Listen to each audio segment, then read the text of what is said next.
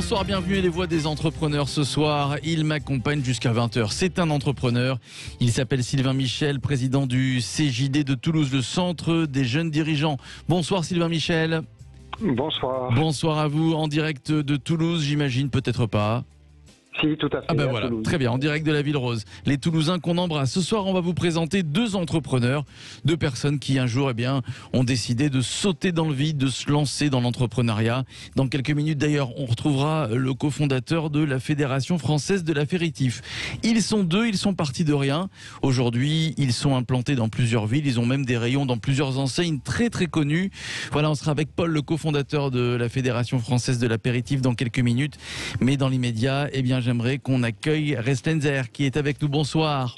Oui, bonsoir Philippe. Bonsoir à vous. Alors je vous présente, ma chère Estelle, Sylvain Michel, voilà, du CJD Toulouse, le Centre des jeunes dirigeants. Qui connaissait votre association, Sylvain. Restlenzer, je vous la présente également et je vous présente à tous nos auditeurs, dirigeante du cabinet exécutif Studio Coaching, votre entreprise qui a 4 ans. Est-ce que vous pouvez nous présenter votre bébé, parce que c'est comme ça, les entreprises, pour les entrepreneurs, c'est un petit peu votre enfant. Qu'est-ce que l'exécutif Studio Coaching ? Alors, Executive Studio est une agence de conseil en réinvention professionnelle. Nous proposons du coaching de transition professionnelle, donc individuel et collectif, pour des salariés, des managers, des dirigeants, dans le cadre de rupture conventionnelle, de licenciement ou de plan de départ volontaire. Et en fait, nous les aidons à prendre le temps de se reconnecter à leurs aspirations profondes et nous les accompagnons aussi dans le nouveau sens qu'ils souhaitent donner à leur carrière, donc vers un nouveau métier, un nouveau poste, une création d'entreprise justement, et nous les reconnectons à leur passion, à leur vocation et je dirais même à leur mission de vie. Voilà. C'est-à-dire que vous avez remarqué qu'après quelques années et après un licenciement, une rupture conventionnelle, vous avez remarqué que ces salariés qui ont des hauts postes, souvent ces managers, ces dirigeants, aspirent en général à autre chose Tout à fait, oui, effectivement, il y a une réflexion sur le sens de leur carrière, le sens de leur vie, l'engagement aussi qu'ils souhaitent donner finalement à leur nouvelle carrière, et puis aussi les clés d'équilibre en fait qu'ils ont besoin de retrouver, notamment dans une période un petit peu compliquée et complexe que nous vivons et que nous traversons aujourd'hui. On dit qu'à 40 ans, on a souvent envie de changer de métier, de vie professionnelle. Tiens, Sylvain Michel, est-ce que vous l'avez constaté ça ? Je l'ai vécu moi-même. Ah bon, très bien. C'est-à-dire, vous avez changé de voie à la quarantaine ? De voie, pas tellement. D'entreprise et de façon de voir l'entrepreneuriat et de façon de prendre sa vie en main. En ce qui me concerne, et c'est souvent le cas, alors on parle peut-être de la crise de la quarantaine, mais c'est une crise qui peut arriver à tout âge. Il y a peut-être à un moment donné une prise de conscience entre une distorsion entre ce que l'on fait au travail, ce qu'on nous demande et ce que l'on est réellement. Et quand il y a cette prise de conscience, il y a différents chemins. Et un des chemins, c'est de prendre sa vie en main et peut-être de devenir entrepreneur pour être en accord avec ses valeurs. Alors, c'est vrai que de passer salarié à entrepreneur, il faut oser. Peu de gens le font. Il faut sauter dans le vide, c'est ça. Restlenzer, c'est ce que vous avez fait d'ailleurs, vous, puisque vous avez travaillé dans des grands groupes il y a quelques années. Effectivement, c'est vraiment un saut dans le vide. J'ai occupé moi-même différentes fonctions dans des grands groupes. Mon dernier poste d'ailleurs avant de me lancer dans l'entrepreneuriat, c'était dans un grand groupe, Lafarge Holcim. Ouais. Et à l'époque, un plan de départ volontaire a été proposé. Et donc, j'ai saisi cette opportunité parce que j'avais une idée. J'avais vraiment envie de me lancer dans l'entrepreneuriat. Et donc, c'est une belle opportunité que j'ai saisie au bon moment. Et je pense que j'ai suivi aussi mon intuition.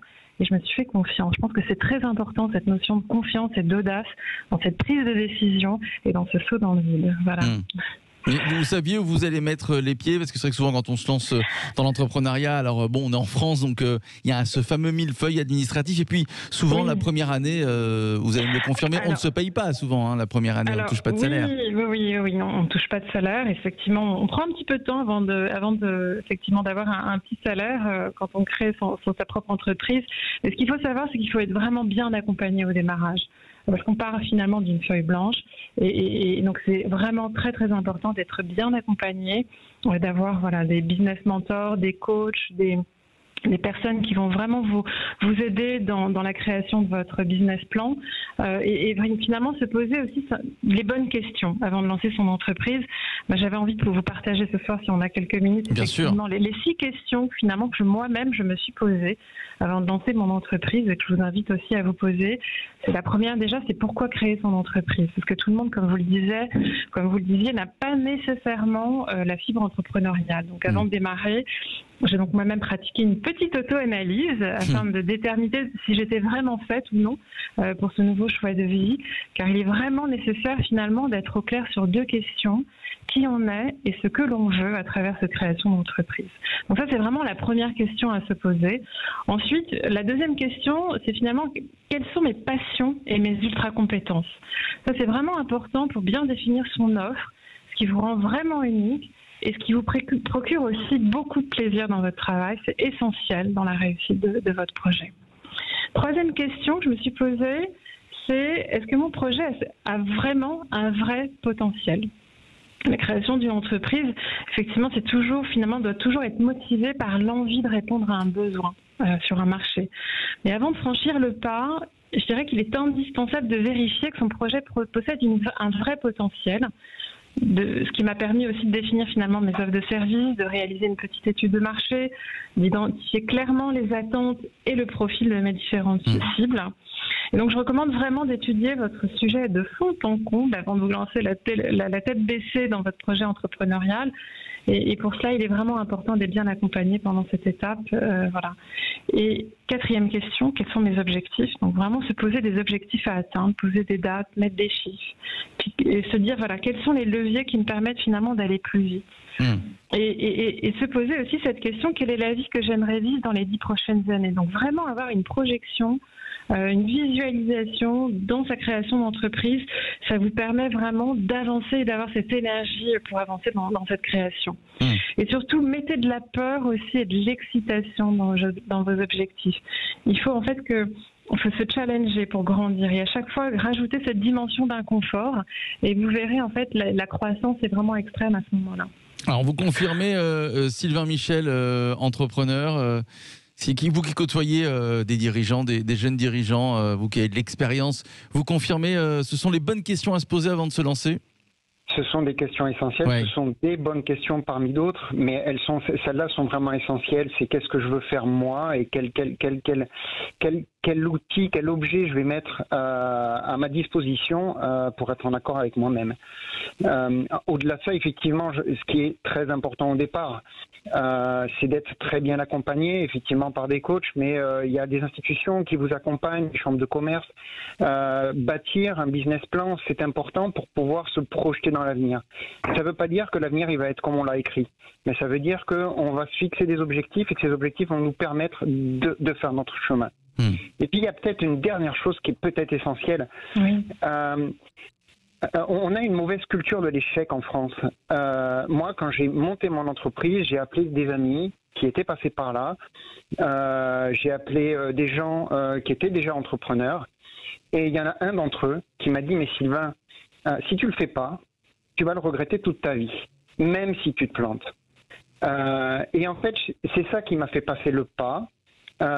Et en réalité, on a le droit de se planter. Je connais beaucoup d'entrepreneurs qui ont créé et qui, au bout de 2-3 ans, ont eu des grosses difficultés.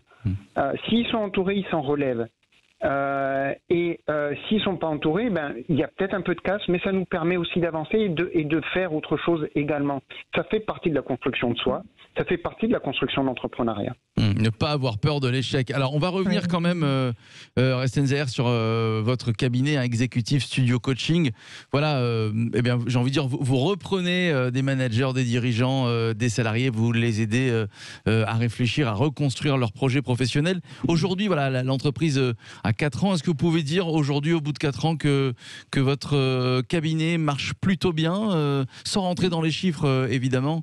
Oui, effectivement, moi je suis ravie, très heureuse effectivement des résultats qu'on a pu développer et produire voilà, ces 4 dernières années.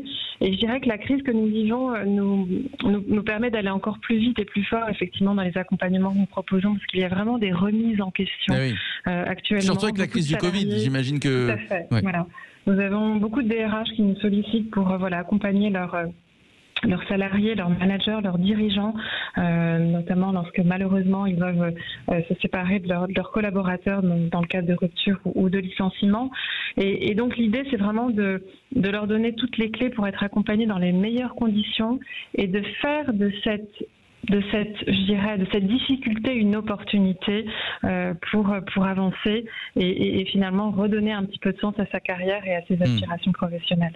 Et on a vraiment aussi une dimension de mise en énergie qui est très très forte, de mise en mouvement vers un nouveau départ pour redynamiser même l'énergie physique et mentale de nos clients, avec notamment des conférences inspirantes, avec des personnalités au parcours hors du commun, des médaillés olympiques, des conférenciers, des philosophes, ce qui permet d'avoir des partages très puissants sur nos capacités d'adaptation, de dépassement de soi, de prise de décision et de gestion du stress. Donc c'est vraiment des shoots d'énergie positive dont on a besoin dans cette période un petit peu compliquée. Voilà. Concrètement, comment ça se passe? Expliquez-nous. J'imagine qu'il y a plusieurs formules. Oui, alors nous proposons en fait un parcours dynamique en 3 étapes pour se connaître, se faire connaître et se faire reconnaître. Donc on démarre par un bilan dynamique de carrière pour se reconnecter à soi, ses aspirations, sa vocation, pour vraiment faire le point sur ce qu'on a vraiment envie de développer dans sa nouvelle carrière professionnelle. Ensuite, on va travailler sur le projet, que ce soit une création ou une transition professionnelle. Et puis une 3e étape, se faire connaître sur vraiment la visibilité, la communication de cette nouvelle identité professionnelle qui va émerger à travers ce projet. Voilà. Sylvain Michel, pour conclure, ça vous inspire quoi? C'est vrai que ça n'existait pas ça il y a 15-20 ans, ces agences pour se reconstruire, pour nous aider à réfléchir. Non, alors effectivement, ça n'existait pas et on en a de plus en plus et j'ai envie de dire tant mieux. Ce qui existait à l'époque et ce qui existe toujours, c'est le centre des jeunes dirigeants. Nous disons que nous sommes l'école du dirigeant. Nous avons des parcours intégrés quand on est adhérent. On donne des formations à nos adhérents qui leur permet de savoir faire des choses et de savoir être, d'être en accord aussi avec leurs convictions. Et puis il y a peut-être une dernière chose complémentaire qui est essentielle quand on crée et même qui est essentielle par la suite, c'est de rompre l'isolement. Souvent quand on crée, quand on est dirigeant, on se retrouve seul. Et d'aller dans des endroits où on peut confronter nos idées, où on peut confronter nos difficultés, les partager avec des pairs, avec des gens qui vivent la même chose, parce que les problématiques des dirigeants sont souvent croisées, sont souvent les mêmes. Partager ça avec d'autres, ça nous permet d'évoluer, ça nous permet de mieux comprendre, de mieux nous comprendre et de mieux faire face aux difficultés auxquelles on a affaire. Donc rompre l'isolement, c'est essentiel et c'est une des choses qu'on fait au CJD. Oui, mais Restlen Zaher, pour finir, vous êtes engagée, Restlen Zaher, depuis que vous êtes entrepreneuse, vous faites partie du conseil d'administration du MEDEF 92. Tiens, en une petite minute, il nous reste 1 minute, racontez-nous ce que vous faites. Alors oui, effectivement, je suis engagée depuis quelques années sur ce conseil d'administration et je suis également engagée au COMEX 40 du MEDEF, qui est un organe non statutaire qui est rattaché à la présidence et qui est composé de 45 dirigeants, 23 femmes et 22 hommes, donc issus de toutes les fédérations professionnelles.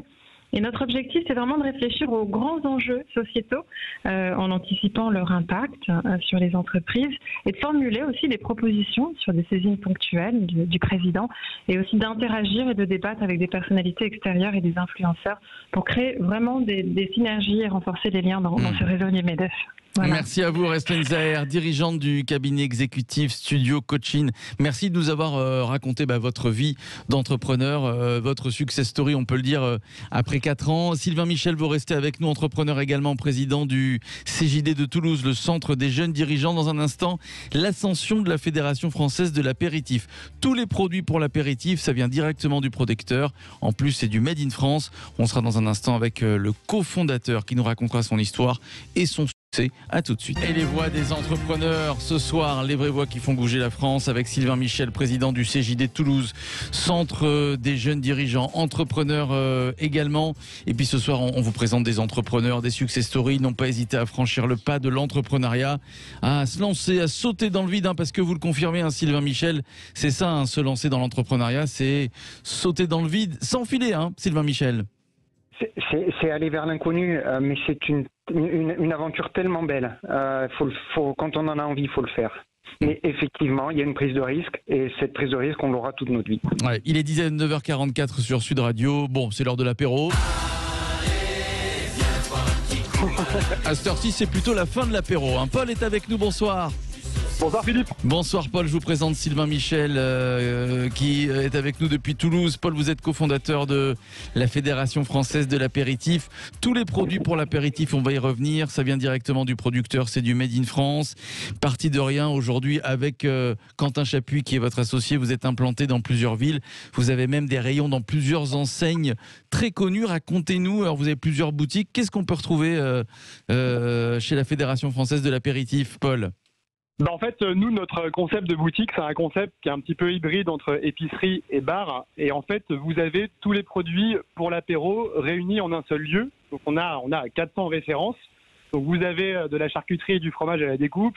Vous avez plein de petites terrines qui viennent de partout en France. Vous avez des tartinables de la mer, des tartinables de légumes, du vin, des bières artisanales. Enfin, l'idée, c'est de réunir comme ça 400 références de produits pour l'apéro.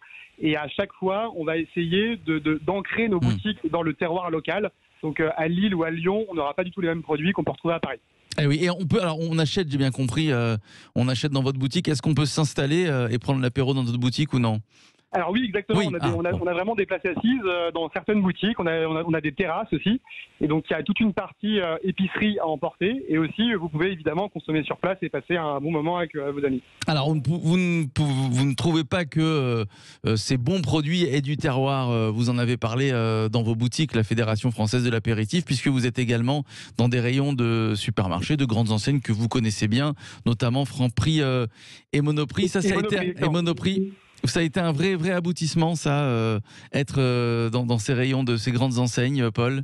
Alors oui, c'est sûr. Et en fait, le truc, c'est que nous, on a toujours considéré en fait que l'apéro, c'est évidemment le meilleur moment de la journée, mais c'est aussi un vrai patrimoine, un vrai savoir-faire français.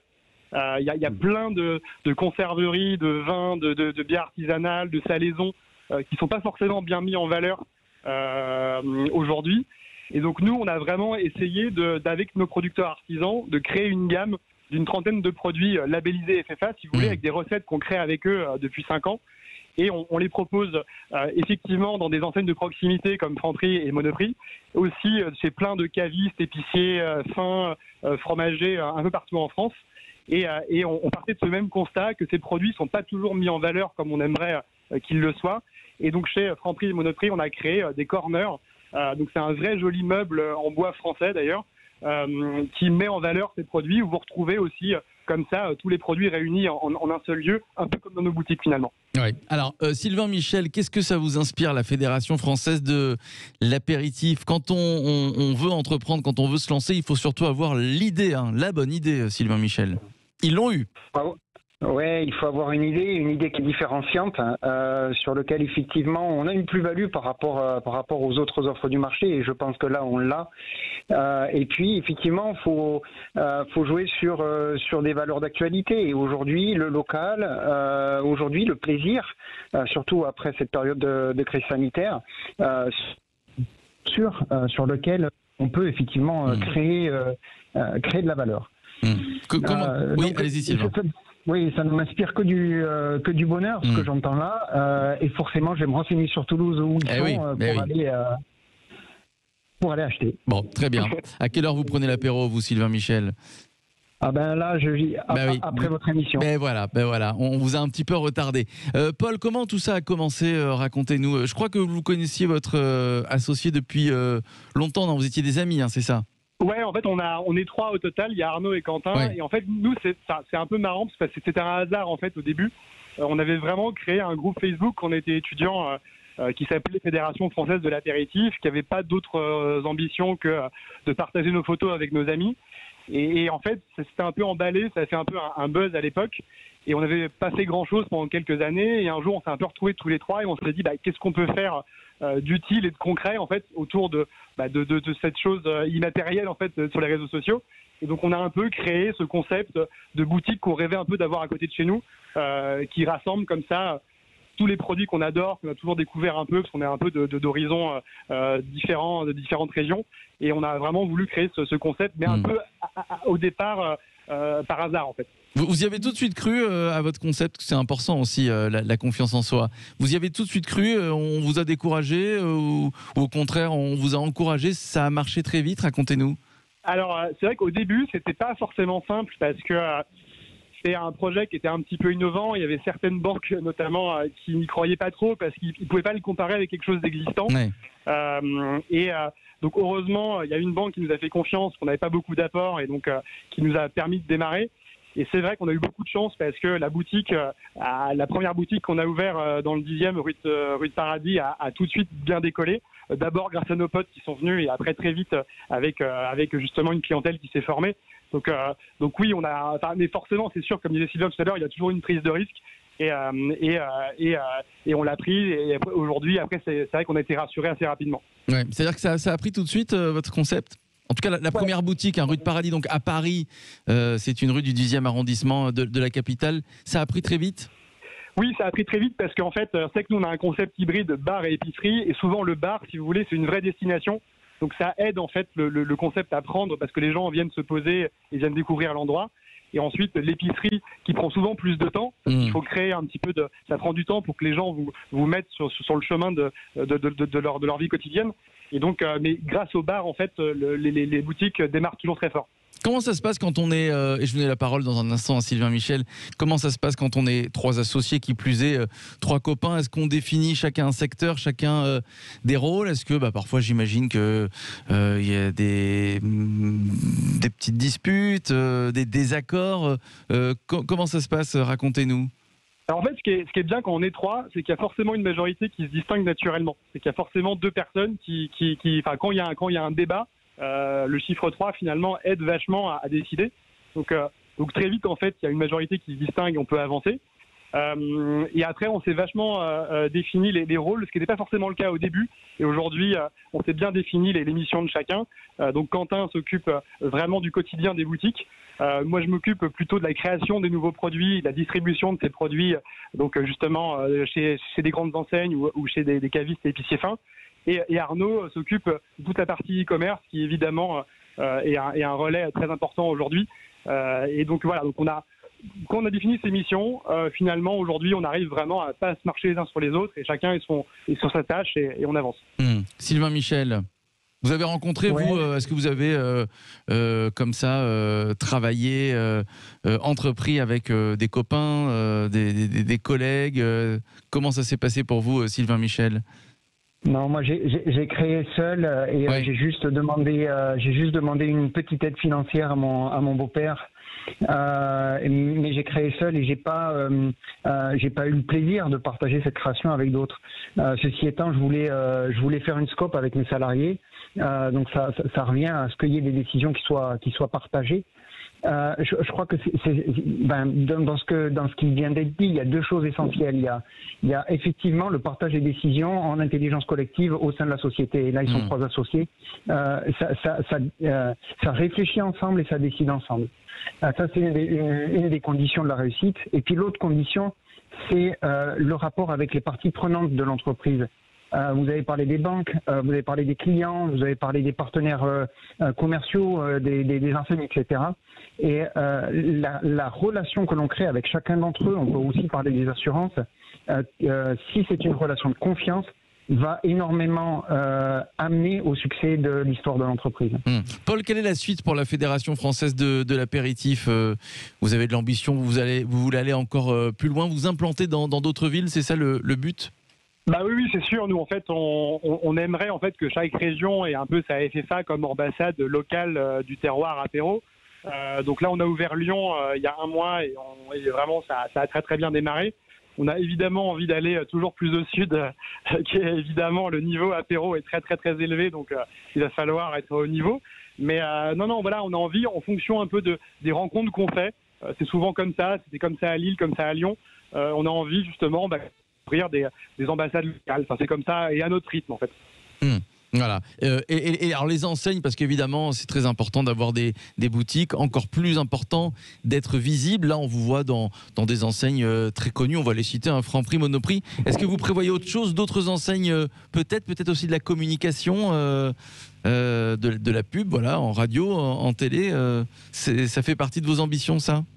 Alors c'est vrai que nous on est quand même sur des produits artisanaux, donc de toute façon on sera toujours un peu limité aux capacités de production. Ouais. Donc c'est vrai que et nous on a choisi justement avec ces enseignes vraiment ce modèle de corner. Donc aujourd'hui on en a 17 en France, donc à Paris mais aussi à Bordeaux et à Annecy.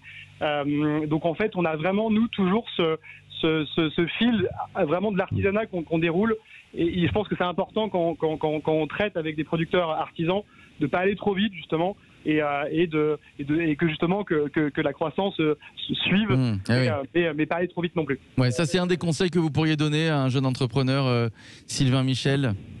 Complètement. La relation avec les partenaires, elle est essentielle. Et puis là, ce qu'on entend, c'est on reste dans le plaisir que l'on avait envisagé quand on a créé l'entreprise. Et ce plaisir-là, dans ce que j'entends, c'est le local et l'artisanat. En plus du plaisir de l'apéro, bien sûr. Et c'est ça qui va nous mouvoir, nous, entrepreneurs. Et tant qu'on a de l'énergie, parce qu'on est en accord avec ce qu'on fait, parce que on aime bien l'apéro, on aime bien le local, on aime bien les bonnes choses, on aime bien les artisans avec lesquels on travaille et on les respecte et ils nous respectent. Voilà, ça, cette énergie, elle est essentielle et c'est ça qui va faire la pérennité de la boîte. Bon, très bien. Je vous remercie en tout cas d'avoir participé à cette émission, Paul de la Fédération Française de l'Apéritif, cofondateur de la Fédération Française de l'Apéritif. Vous êtes trois copains, Quentin Chapuis et Arnaud. Voilà, très bien. Vous avez plusieurs boutiques et vous êtes dans des rayons de plusieurs grandes enseignes très connues. Merci à vous, Sylvain Michel, entrepreneur, président du CJD de Toulouse, le Centre des jeunes dirigeants. Tiens, vous connaissiez, Paul, le CJD, j'imagine? Ah oui, j'ai entendu parler. Oui. Bon, très bien, vous voyez, Sylvain Michel, voilà, tous les entrepreneurs vous connaissent. Merci à vous, la Fédération Française de l'Apéritif. C'est un site internet, Paul, qu'on va rappeler. Oui, www.ffapéritif.fr. Voilà, comme ça vous allez pouvoir aller sur place dans une des boutiques ou bien acheter, commander pour vos apéros entre amis. Merci à vous. Dans quelques instants, le Loft Music sur Sud Radio avec Yvan Cujous. Ce soir, c'est une spéciale Jean-Jacques Goldman.